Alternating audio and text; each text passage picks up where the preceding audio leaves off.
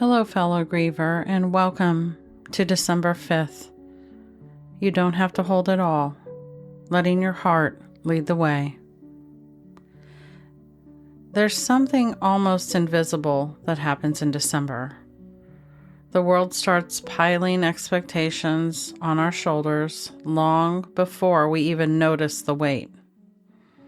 And if you're grieving, whether you're in the raw, breath-by-breath days, or a few years into rebuilding, or even in the space of finding yourself evolving, integrating, and living into a version of you never expected, that pressure still finds you in December.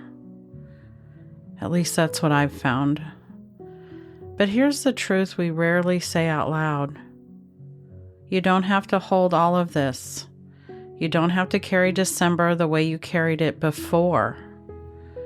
You don't have to prove you're okay by taking on more than your heart now has the capacity for. Grief changes how we move through the world. Full stop. But it also changes how we come back to life, sometimes in quiet ways, sometimes even unexpected ones. C.S. Lewis once wrote, "No one ever told me that grief felt so like fear." And there's so much truth in that.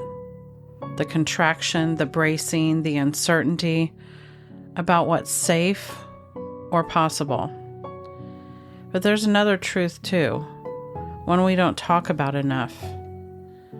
Some of us reach a point, even slowly and quietly, where we feel small glimmers of wanting more again. More connection, more joy, more participation, more life. And that's not betrayal, that's healing. That's what rebuilding looks like. And that's what slow evolution feels like. And some of us aren't there yet. Some of us are still surviving the day, still holding on to edges, still learning how to breathe inside a month that just honestly asks too much. The beauty and the difficulty is that both are true, and both deserve space.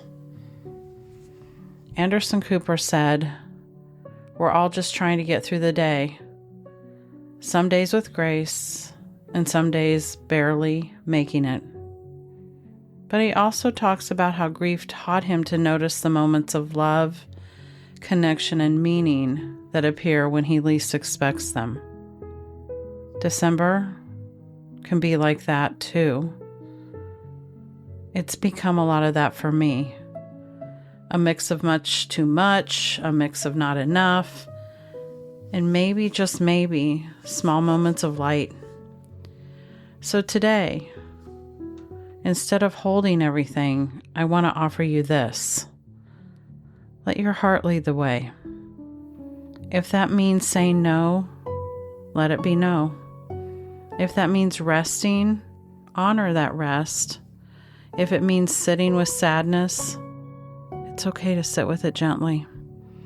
If that means pulling out one small decoration because it makes you smile, that's okay too. If it means laughing at something unexpectedly beautiful, let yourself laugh and let the guilt pass you by.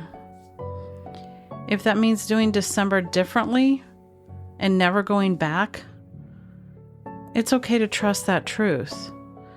And if that means beginning to feel the faint pull towards rebuilding joy or doing something again, don't shrink from that either.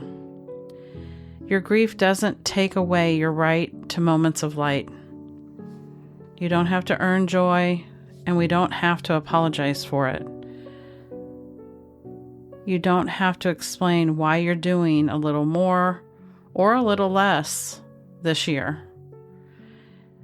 Your only task is to let your heart guide your energy instead of the expectations around you. That's enough. And honestly, that's more than enough. See you again tomorrow. Talk soon.